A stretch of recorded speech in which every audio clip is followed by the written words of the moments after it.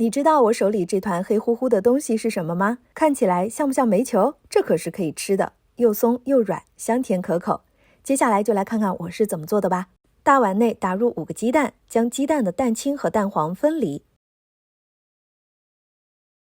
我们往蛋黄碗当中倒入65克的低筋面粉、30克可可粉、80毫升的牛奶、15克白糖，搅拌均匀，调成拎起呈流水状的糊糊。接着再往蛋糊当中加入适量的黑色食用色素，把蛋黄糊调成黑色的。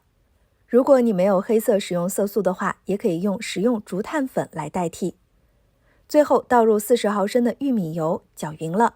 这个油你也可以换成食用油或者黄油，只要味道比较淡就可以了。往蛋清碗中加入15克的白糖，滴入几滴白醋，用打蛋器打发蛋清。打好的蛋清拎起有三角状，这个蛋清就算是打好了。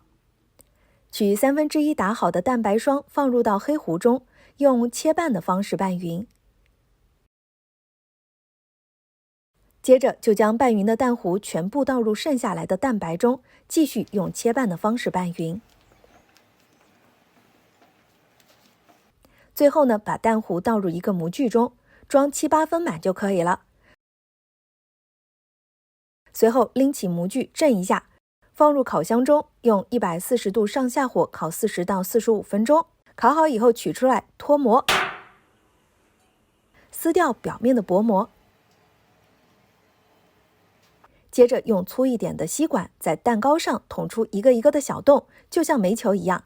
这个网红煤球蛋糕呢就做好了，喜欢的朋友快收藏做起来吧。